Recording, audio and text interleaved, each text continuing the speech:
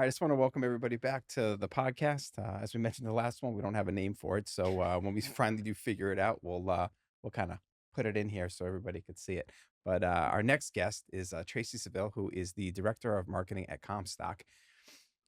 As I was reading through your bio, I was like, you know what? I'm going to go through all these details in regards to what she's done in the past. But I'll be honest with you, it is so impressive. And I know I'm going to butcher it that I'm going to kind of leave it up to you. But the one thing with Tracy that you will see, as I've actually talked to Tracy, this is our third time talking, right? And every time Mhm, we have these mhm. unbelievable conversations that go wildly off topic and it's just gold, which I personally love. And that's, I think, where you get the most out of things, right? It's when things are Yeah. planned to kind of, yeah, it goes and whatever. But when you start going off on tangents, that's where you get the good stuff. So, Tracy, why don't you take it away and introduce yourself and tell us a little about what you do? Absolutely.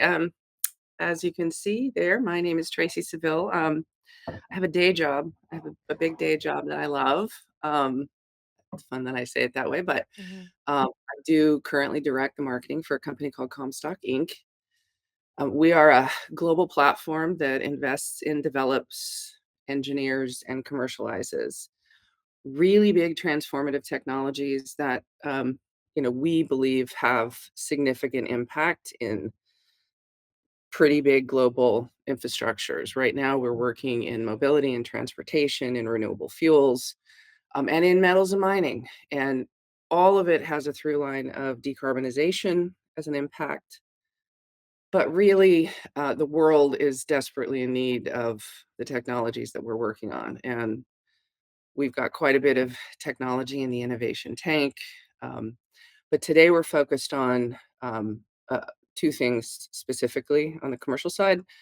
And one is a renewable fuel company that I feel funny even calling it that because really it's a completely new standard in a petroleum replacement. So it's converting lignocellulosic or woody biomass into really high value, high yield, extremely low carbon, sometimes negative carbon fuels. And then we're working right now on the metal side in recycling solar panels with 33 million of them flooding the market in the United States between now and 2030, over 350 million likely by 2050.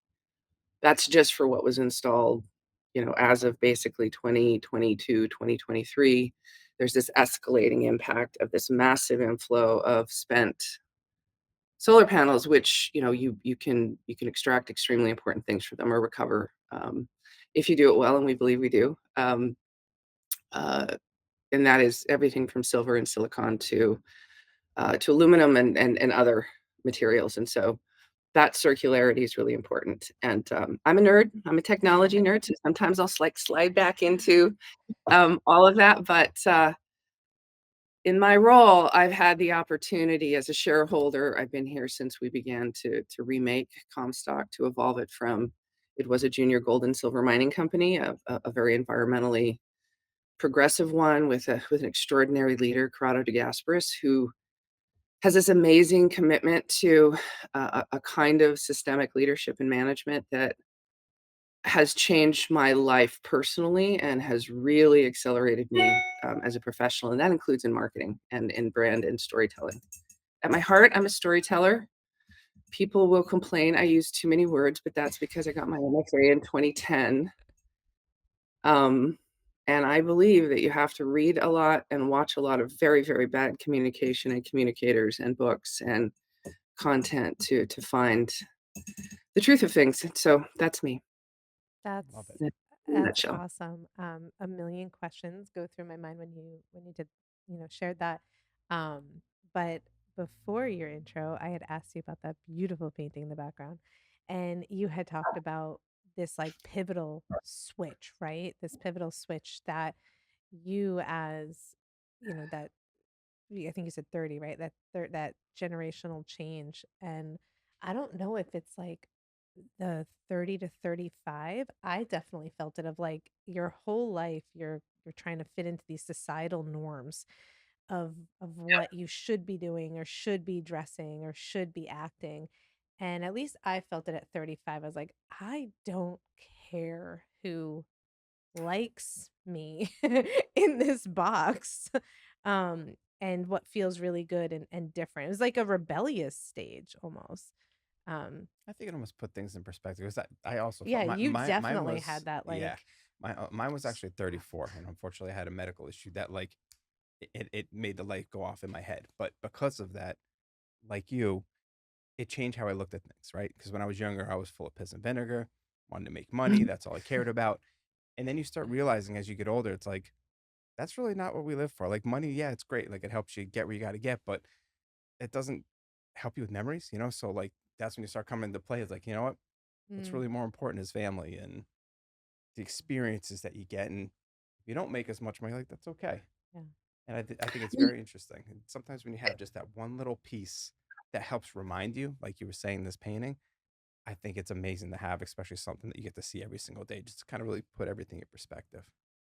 Yep. And I think the trigger the true trigger, um, I did a lot of really big, some would say, crazy things at a very young age. Hmm. And for all intents and purposes, got out of high school a year early because I could. I had a lot of responsibility, or I went after a lot of responsibility when I was very young, and so by the time I was in my late 20s, early 30s, I was working with I was working with governors and Hmm. people, CEOs, and people who were building or managing things that made California run. And in this one particular role, which is a Senate appointed position, at the time, believe it or not, this is so weird because it's not like I'm 130, right? I'm 58. Um, but you couldn't not wear stockings in Mm, suits on the floor of the legislature. It wasn't a written rule anywhere. It was like you just didn't do it yeah. because of decorum. And this was, for crying out loud, it was 1999 to 2002, right? It wasn't It's too long ago. eon Yeah. eons ago. And um I did that, and I remember looking out, and there was this incredible, basically startup that was working on this amazing renewable technology that I really wanted to go work for, but I was a very, young mom, had a young kid. I needed Mhm. my benefits. I wasn't a state employee. I was a contract. Um, so all the mobility and none of the problems associated with it. But I was really vacillating because I was realizing I had worn these suits, these, um, pearl earrings, for crying out loud, and a kind of button down mannerisms that was never me, and didn't realize how much it was taking to actually continue that persona in order to be the person I needed to be in that world, and I couldn't say what I needed to say, and I had stuffed my voice down. So Yeah. this painting saw it that many years ago, decided that when I looked at it, it made me realize that if I don't start bringing all that I am to everything I am, then what is Mhm. the rest of my life gonna look like? And how is that going to be a mirror for my son? And so Yep. I threw all of the stockings away in my closet. I threw 90% of everything I had. I got that painting. I got 6 tattoos in a very short period of time. They're Um, like and chips. You can't just get one of them. You just gotta keep going. yeah, anyway, that is what that painting and other things represent. No, that's beautiful. Have you ever watched the live action Mulan at Disney? Yes. Okay, so Yes. we just watched it with my family, and she goes through this moment. Have you seen it? I haven't. So I'm going Oh to sit my, here clueless as we go through this. really? I haven't. That's your homework tonight. Go watch Mulan. Okay. Kidding me? Okay, so Mulan goes through this transition where like she's pretending to be someone she's not. She's pretending to be a boy or to fight for her family. And she goes through this moment of like her chi, I don't have any chi, but her chi gets totally tainted because she's being an imposter. And so Mhm. she has to show who she is and deal with the responsibility of who she is and the consequences of who she is, but once she takes ownership of that, she totally kicks ass. And I'm looking at my girls during this movie and I was like, this part is so important. Don't ever downplay who you are. And I feel like that messaging, we're totally not even talking about marketing at this point, I but that disagree, actually. messaging. I What? disagree with the whole not talking about marketing piece of it. Oh, okay. All Yeah, right, let's sorry. hear this. Agree with the so It's it's like, how can interesting. you disagree with Mulan? You didn't watch the movie. It's interesting because the last guest that we talked to, they were basically talking about being like true to yourself, right? Mm. And Yeah. when you are who you are, people see that and people buy into it, right? Which is marketing, Yeah, right? That's what valid. people are looking for, right? So Mhm. see, here we go. I put Yeah, the wow. bridge, I put it together. Pulling it all together. That's it. So Well, I sorry, yeah, Trace. Yeah. I was just gonna say the voice is at the center of everything you're talking about right now, Yes. right? And Hmm. so who we are authentically is very much tied to not just the confidence of the words that we choose to use, Mhm. but how we choose to use them. Yeah. And I think an absence of authenticity, an absence of truth, an absence of the most resonant things in Mhm. in everything is a failed marketing and branding Yeah. exercise. And I think also people forget that, we do this for others. I'm in conversation with you, but We're you're the sharing most it. Mhm. important person, and Mhm. then the audience and the listeners are the most important group of people that we're talking to right now. Yeah.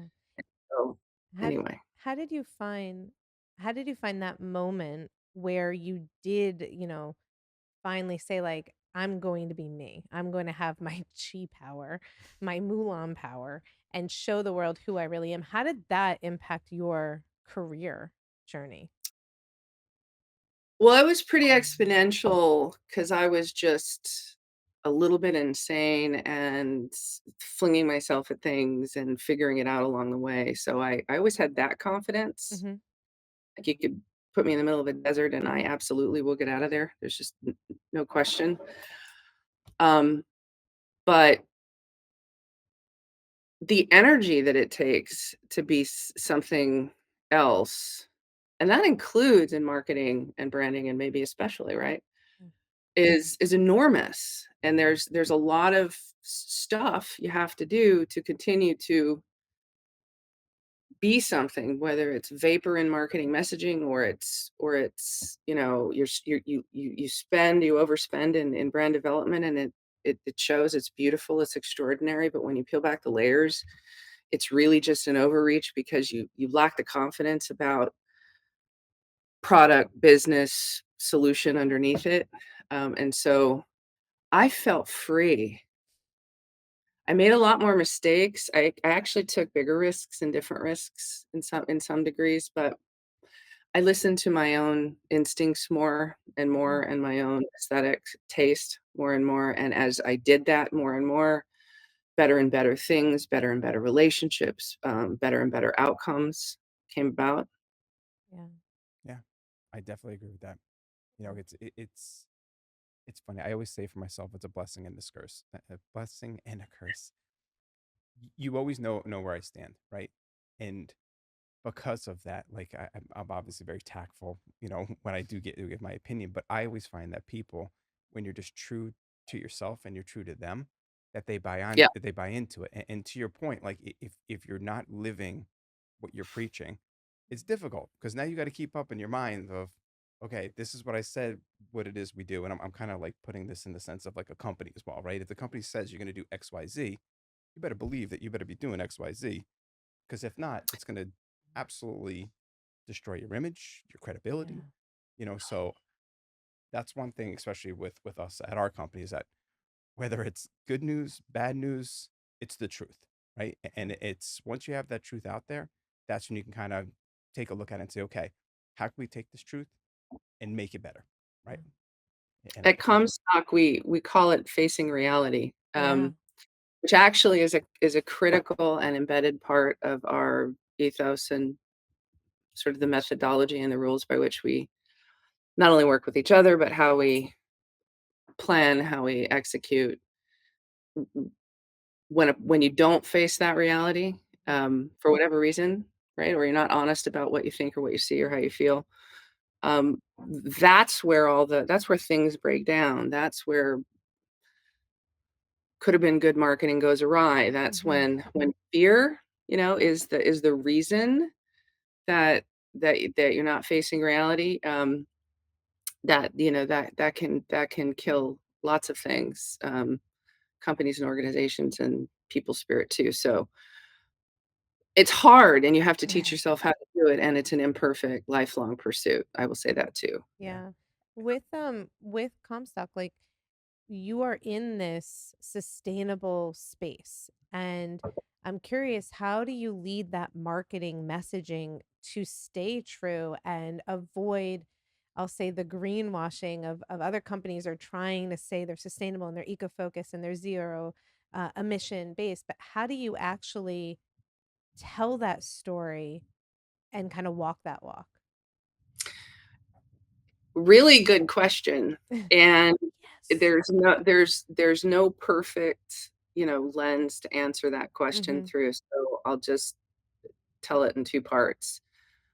One, each of us inside this company today, whether they're dedicated to the renewable fuel company, and come from that space, whether they're, extremely successful in hazardous waste and technology development, and or they're, a chemical engineer partner lab, or any one of us, including the CEO, our chief operating officer, we all bring with us decades, right, of both interest, passion, dedication to the idea, but the firm belief that if you're going to do anything right, the impact is as important as the profit, and maybe they're intertwined. But Right. in our case, we all sort of have a desperate urgency about the state of the world and the state of our systems, and the finiteness, if you will, of a lot of materials and important things that make the world go and that need to make the world grow. Mhm. We do not believe in scarcity, but we do believe in facing reality. So what does that always deliver you to is innovation and technology, that has the power, right, to do what you need to do from a sustainability and a decarbonization perspective. But we also, strongly believe that technology in this sense should be extremely, um, profitable and impactful from a societal, environmental, and financial, throughput point of view. So we all are sort of front loaded to stand in the truth of what we do. We've had a lot of discussions internally over the last 4.5 years as the winds change around us, right? Mhm. Right. It's cool to talk about things that are net zero today, but by next Monday, it just doesn't it's not ringing authentic. And we've tried and succeed, a fair amount of the time, and continue to succeed more amount of the time of consistently figuring out and asking the question, who are we? And Mhm. trying to do as better or better a job all the time of defining who we are. Mhm. And so while the world is changing, and what looks like greenwashing or isn't greenwashing, we have to sort of be like Mother Teresa and try to be as clear as we can about who we are, which we're learning how to do better and better all the time, because Right. we've got a very complex system and we're doing a lot of things at one time. And that's a challenge. That's not a challenge. But and I find that actions ultimately speak louder than words. So, Mhm. doing what we do brick by brick every day, and try to talk more about the things that we're doing, Mhm. not what we hope to do. Yeah. And in that authenticity, um, we increasingly hope that's how you need to distinguish yourself. But we don't try to distinguish ourselves from others. We just Mhm. need to be who we are, and then try to be as good as we can be about, and be where we need to be to tell that story. Yeah. Um, So solar panels, they're everywhere. And I'm curious, so I'm gonna kind of indulge the I love when you said that you're the kind of like a nerd about this because, as a consumer, we see solar panels on our homes or on office buildings, and we, at least me personally, very rarely think about what happens in their lifespan. So how does tell us more about Comstock and how they are, I'm going to say, really revolutionizing and innovating how the consumer uses solar panels or the life cycle of it and the long-term health of not only just environmental, but just people in general when those solar panels are not being used anymore? Uh, Short story, down and dirty. When a solar panel dies, it means its efficiency has run out, so it's been Mhm, used as long as it can possibly go. And older panels have tended to have less long lives, and not all the panels, depends on kind of where they are, right? Solar panels in the middle of the desert are going to live not as long as others. right. Um, Solar panels that spend a lot of time in the middle of the Midwest in big open fields and get hammered by big extreme storms now. Um, their expectancy is all over the place. But in general, they say 15 to 25, but it's probably in the 10 to Wow. 15, 20 range, right? Mhm, So they go to landfills. They have been going to landfills, or they're put on barges and shipped outside of the country mm, to other third world countries that then put them in landfills or try to reclaim them, or try to, to rebuild them, to right, restore them. So there's a tiny part of the market for a while that had been working on restoring them to full or to even partial, right? And you will probably find some of those panels in residences in a lot of rural areas, and there's a submarket for all of that. right. But in general, the larger the projects get, right, the more panels there are, the more megawatts in a given project. Panels are turning over also, right, because of maintenance. Mhm, So, and they break, they have to be replaced. Um, Landfills, very bad, very, very bad. right. The volatile compounds, basically the we call the VOCs, the contaminants that are in glues and plastics, which is really what puts all of those things in a panel Mhm, together. Um, Extremely bad for humans, and in large enough traces, it can be a significant problem. Coupled with, when a panel is in a landfill, it's not doing any good to there's extremely, if you can remove all of the plastics, right, right. before you separate a panel, which is what Comstock Metals does, and it's the only company in North America that actually does this, and plastic free is important, right, because manufacturers don't want the liability downstream. Mhm, Um, it it means that people that you reuse the materials that can come from a solar panel, are can know that you can put it into concrete, you can put it back into glass, you can put them into metal ingots, and know that you're not just kicking that environmental problem downstream. yeah, Um, that by definition is pretty close to circularity. Now, if a manufacturer of solar panels in the United States is working with a supplier of offtake like Comstock Metals, mhm, for their aluminum or for their materials for silver, and silver is very critical to solar panels, among other things. And there's a fairly good amount of silver in every single solar panel. yeah, But to get all of that and to get at it and for it to be plastic free and, sort of pure, clean right. for reuse, you need to responsibly take, the basically the plastics out of the equation. So we're recycling.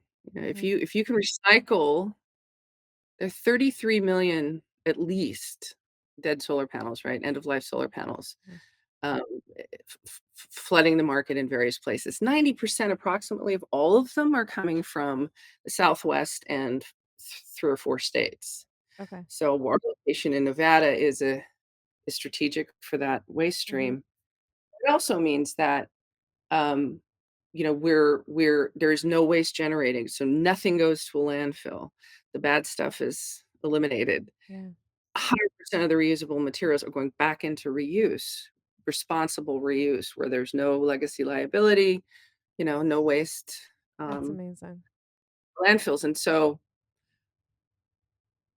from an everyday consumer standpoint, as a retail, energy user, if you're in a PG&E territory, if you're a customer of, NV Energy, Mhm, um, and if that panel goes to Comstock Metals and that material is going back to a solar panel manufacturer or some component thereof, and they're maximizing how little raw material they're using, right? So you're really moving that circularity through the supply chain. It's a pick and shovel company. Maybe it's not sexy to everybody. I think Yeah. that's super sexy, Yeah. Mm.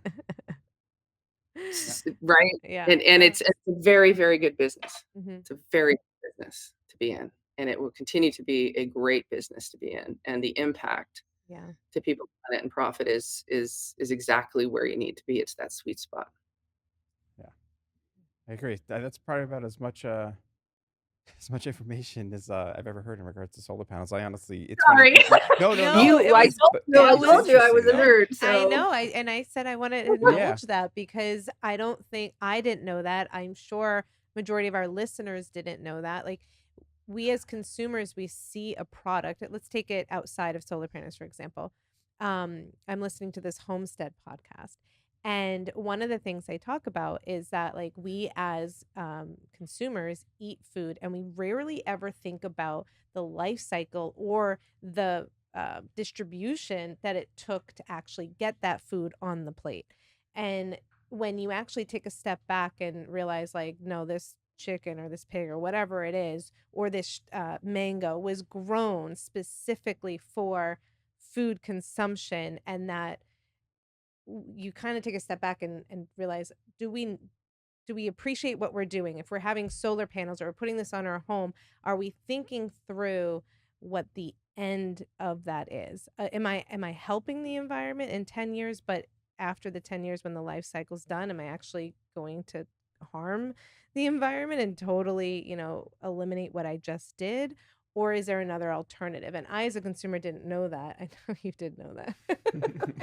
I mean, well, I and mean, you go ahead, Yeah. Chris. no, I mean, even just going through with the solar panels, like it's stuff you see every day that you Uh-huh. don't realize. Like me personally, like I personally don't have solar panels, but if I did, I honestly wouldn't think of what the end Mm, result is. I would just think of what's happening right now. Okay, it's going to save me money. It's going to help the environment, this and that. But it's a very interesting when you kind of see a product like that. It's at its end life yeah. stage. Like, what do you do with it? Yeah. It's like the same thing with lithium Well, and batteries. how do you I market was it? just gonna say the You batteries. Yeah.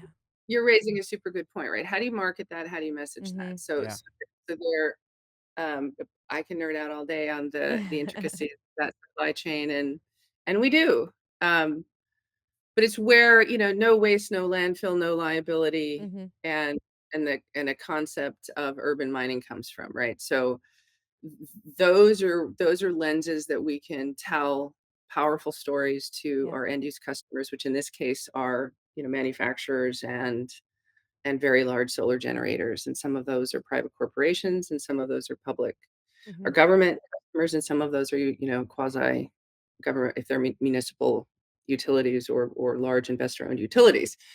In which case, needs are different, and there's a different way that we approach that marketing. And we are moving from you could say a startup. That Right. company is now been, operating and proven its ilk at maximum capacity, and we're building a very large industrial scale facility, which takes us past our commercial demonstration facility that's been running for a year. Um, from a startup to what's next, which really Right. is not remessaging, but evolving, making smarter the messaging, and really, we'll be upgrading the website. But there's all kinds of things that we're doing in that process. So coming out of the end of this quarter, it's kind of it's a facelift, and I Yeah. hesitate to say improvement. What I really want to say is the more you know your markets, the more you know your customers, the more you know what you're really doing, and you're not stretching past the fundamental solution, right? That Mhm. sweet spot Yeah. between the total addressable market, right? And the thing that you're doing that market has been missing, that is the biggest problem you solve. And that's right, that's Yeah. really the point. Yeah. Gotta distill all of that down to its Simplifying it. its most important, truthful, powerful parts. Mhm. And it's a process. And in our world, we're consistently trying to be faster about it, and you need to be in the world that we live in because markets move so fast and things move so fast, and Yeah. there's so much information, overload, and there's a lot. How do you so how do many of our listeners are senior marketers themselves, but a lot of them too are startups and they are entrepreneurs or they're the one man show. What kind of top three advice tidbits would you share with them that you've learned with Comstock and your own experiences that maybe they can implement, with their innovative ideas too? You know, Putting you on the spot. No pressure. no, I mean, there are many, and I know that we talked a little bit about this before, and I should Hmm. have come prepared. Oh, I've got exactly 3, and I'm sure I do. I think number 1, you know, a one-person shop, a three-person shop in the startup world, right? Um, Not everyone's opinion about aesthetics and good brand, is good. It's so true. It is so true. Like But it's important to make them feel like it is. is it though? Not really. I'm just kind of coming out there being the devil's advocate, but Is it? Yeah. And so helpers, right? Creative agencies. Now, Mhm, so I had a media company. I've mhm, had a publishing company. I have run the design and creative and also content and remember I'm old enough to be here and standing up and doing marketing before there was an internet. Oh my God, I can't believe I just said that, but it's true. yeah. I mean, I tried to have a digital publishing company before Jeff Bezos pulled his first, box out of his own garage. Wow. So that's number 1. Mhm, Very difficult even today for myself, and it's also possible for people, I think, with really good aesthetics and good brand in certain ways to have, very poor opinions or let not say poor, let's say ineffective mhm, or inaccurate. right. So, and being able to take the emotion and the ego, um, and the fear out of Mhm, branding and marketing is job number 1 to facing reality for what do I really need to do right now? That's number 1. 2, the what I really need to do right now, if there's any fear residual, it's almost always overbaked or you do more than you need to, right? So you mhm, you you overcompensate in branding and marketing and stuff you do in that area to drive sales or to get first customers or to get investors. mhm, And by the way, those are 2 very different things, right? yep. Um, Trying to be too many things or not the right thing or just not what's really happening in that moment, and then so that's 2. So you misspend and you spend a lot of resources and a lot of energy in the wrong direction. Mhm, And 3, being, not drinking your own Kool-Aid and having people, even if they're not on your team, even if you don't have the budget for it, is finding people that are willing and able to tell you the truth about what you're doing and yeah. what you're not doing, and listening. And my rule is, and I'm far from perfect, in fact, it's a constant pursuit, is you know what you don't know, or you think you know what you don't know, Yeah. right?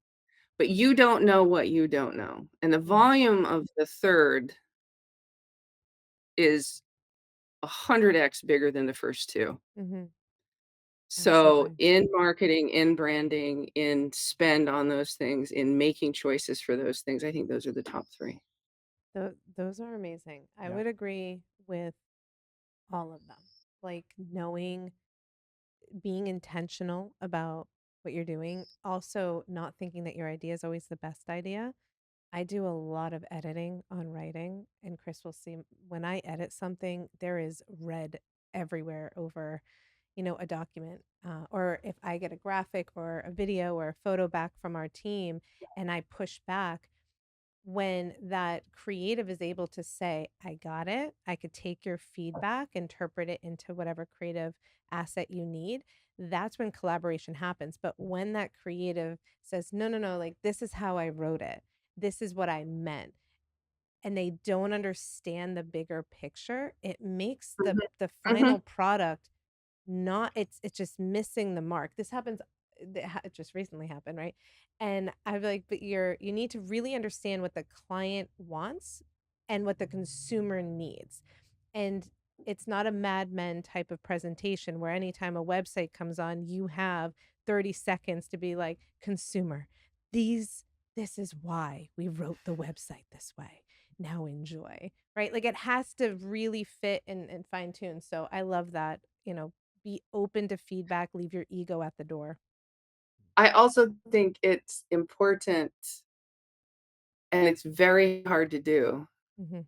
is not to say something or wait to say something Yeah. or, you know, my mother always used to say, just because you know something doesn't mean other people need to know, and just because, you could say something doesn't mean you should. Yeah.